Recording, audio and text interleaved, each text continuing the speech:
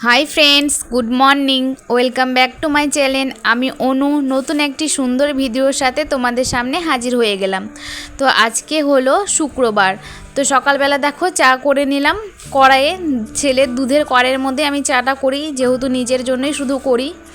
আর এখানে চা biscuit ready, খাবো। ছেলের জন্য করেছি ওটস। আর এখানে দেখো কিছুটা রান্নাও হয়ে গেছে, পাঁপড় ভাজা দুই রকমের। ছেলের জন্য সমস্ত আলু আর গাজরই শুধু আছে, আজকে ভেজে রেখে দিয়েছি।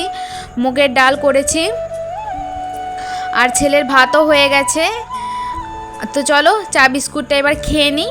চা বিস্কুট খেয়ে রান্নাঘরের কিছুটা কাজ কমপ্লিট করে ঘরে চলে এলাম।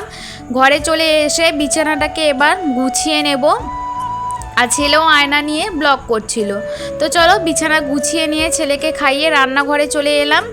চলে এসে দেখো কিছুটা তো রান্না হয়ে গেছে, এখন শুধু পটলটা ভাজবো আর পনির করব। পনিরটাও কাটা হয়ে গেছে, পিস পিস করে কেটে নিয়েছি, মশলাও রেডি আছে। তো পটলগুলো ভেজে পনিরও ভাজা হয়ে গেছে। আর এখানে তেজপাতা, ক্যাপসিকাম, আলু সমস্ত কিছু দিয়ে এবার ভাজছি আলুটা। পটলটা ওদিকে ভাজা তো হয়ে গেছে। আর একটা ডাঁটা এনেছে, এটা করব না, কালকে করব। তো পনির দেখো এখানে আমার কষানোও হয়ে গেছে, কষিয়ে নিয়ে জল দিয়ে দেব। জল দিয়ে টকবক করে ফুটে উঠলেই রেডি পনিরের তরকারি। তো দেখো আমার পনিরের তরকারি একদম কমপ্লিট। আজকে আর মটরশুঁটি দিয়ে করিনি, এরকমভাবেই করেছি।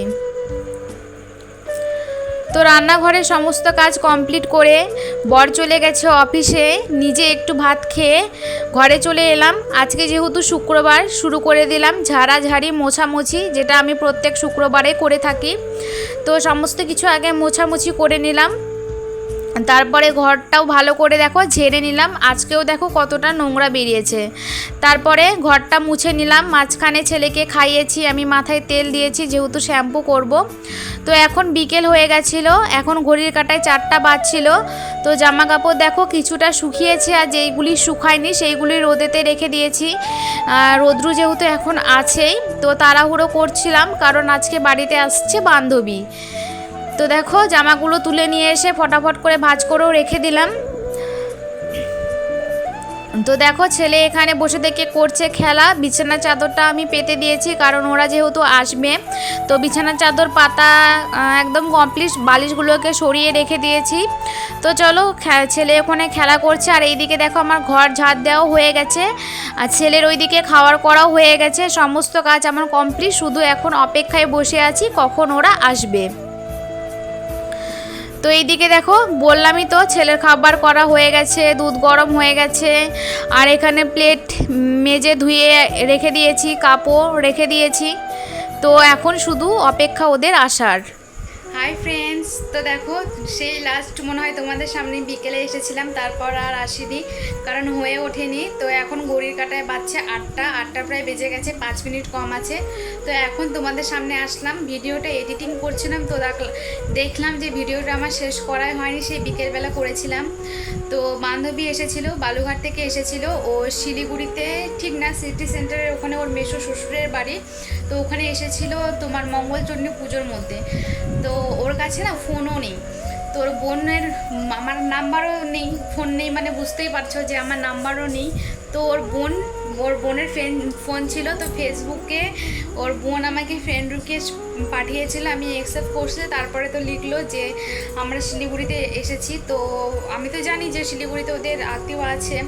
তো তারপরে এরকমভাবে ফেসবুকে কথা হয়ে ফোন নাম্বার দেওয়া হলো। তারপরে কালকে ফোন করেছিল, কালকের ভিডিওতে হয়তো তোমাদেরকে আমি বলেছি যে আমার বান্ধবী আসবে। তো কালকে ফোন করেছিল, কালকে বাড়িতে আসতে চেয়েছিল কিন্তু কালকে আসতে পারেনি। কালকে আমাদের এদিকে ওয়েদার একদমই খারাপ ছিল, সারাটা দিন মেঘলা ওয়েদার হয়েছিল, ওই জন্য কালকে আসেনি। আর কালকেই বাড়ি কালকে না, আজকে সকালবেলা বাড়ি যাওয়ার কথা ছিল। আজকে সকালবেলাও বাড়ি যেতে পারেনি, বৃষ্টি। আজকে সকালবেলা প্রচণ্ড বৃষ্টি হচ্ছিল, ট্রেনে যেতে চেয়েছিল। তো আজকে সকালবেলাও বাড়িতে যেতে পারিনি। তো আজকে নাইটে বাসে যাবে। তো ওই জন্য বললাম যে কালকে যখন আসতে পারিসনি, তার মধ্যে কালকে ওয়েদার ভালো ছিল না, তার মধ্যে গেছিলো বেঙ্গল সাফারি। তো ওখান থেকে বাচ্চাটাকে, ছোটো বাচ্চা আছে ওরও 3 বছরের না, ছেলের থেকে বড়, ওই 4 বছর হতে চলবে। তো ওই জন্য আর অত জোর করিনি যে এতটুকু বাচ্চাটাকে নিয়ে আসবে। সন্ধ্যা তখন হয়ে গেছিলো, তার মধ্যে ওয়েদারও ভালো ছিল না ধরো। ওই জন্য বলিনি। তো আজকে সকালবেলা ফোন করলাম, ফোন করে বললাম কিরে বাড়িতে চলে গেছিস নাকি? তো ওই বললো যে না যাইনি, রাত্রেবেলা যাব। তখন বললাম যে ঠিক আছে তাহলে চলে আয়। তো তারপরে তো আসলো, তোমাদের সঙ্গে কোনো কিছু শেয়ার করতে পারিনি, বুঝতেই পারছো। তো 5টার সময় এসেছিলো, 6টার সময় চলে গেল। অনেক বছর পর দেখা হলো বলতে পারো। বিয়ের আগে ও এমন একটা সঙ্গী সাথী ছিল, বন্ধু মানে বুঝতেই পারছো কতটা কাছে, কতটা নিজের। ক্লাস 5 কি 6 থেকে ওর সঙ্গে আমার চেনা, তখন থেকেই চিনি উচ্চ মাধ্যমিক পর্যন্ত। বিয়ের তারপরে ধরো ফ্যানের মধ্যে তার দিয়ে দিচ্ছি দেখো। তারপরে ধরো বিয়ের পরেও কথা হতো, ফোনে টুকিটাকি কথা হতো। তো বাচ্চা হয়ে যাওয়ার পর থেকে কথা হয় না, যে যার মতন হয়ে গেছে, ব্যস্ত জীবন বুঝতে পারছো। বাচ্চাদের পিছনে সময় দিতে দিতেই সারাটা দিন চলে যায়, অন্য কোনো কিছু আর হয় না। আমার নিজের দ্বারাই আমি এখন বুঝি, যেহেতু আমার বাচ্চা ছোট আছে বাড়িতে, আমিও ঠিক মতন ফোন করতে পারি না। সেই জায়গায় বুঝি, মাঝে সাঝে হাই হ্যালো হয়, কথা হয়, কিন্তু তেমনভাবে হয় না।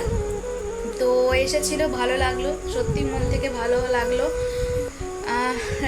যারা আমরা আগে এতটাই কাছে ছিলাম যে বিয়ের আগে ভাবতাম যে এক জায়গাতেই বিয়ে করব, এক জায়গাতে থাকবো, কাউকে ছেড়ে দেবে, কাউকে কোনোদিনও যেতে না লাগে।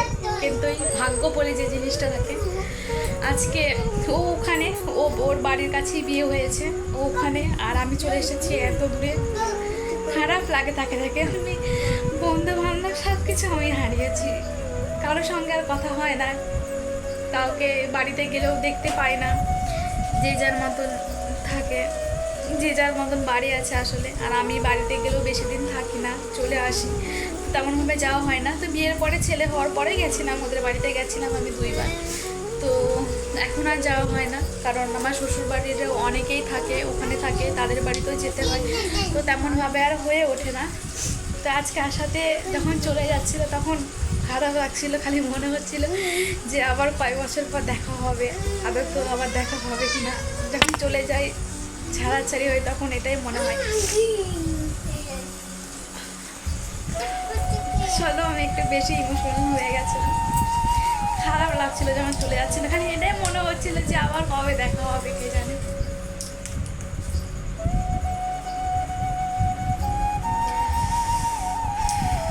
তোমাদের যাদের কাছে বিয়ে হয়েছে তাদেরই ভালো। বন্ধুত্ব জিনিসটা কেমন হয় না? স্কুল লাইফটাই ভালো ছিল। মাঝে মধ্যে ভাবি যে একটা দিনের জন্য যদি ওই স্কুল লাইফটা ফিরে পেতাম। খুব মনে পড়ে রে তোদের কথা, যদি আমার ভিডিওটা দেখিস, খুব মিস করে তোদেরকে। যাদেরকে ছাড়া এক মুহূর্ত থাকতে পারতাম না, তাদেরকে ছাড়া দিনের পর কীভাবে থেকে যাচ্ছি ভগবানের তো।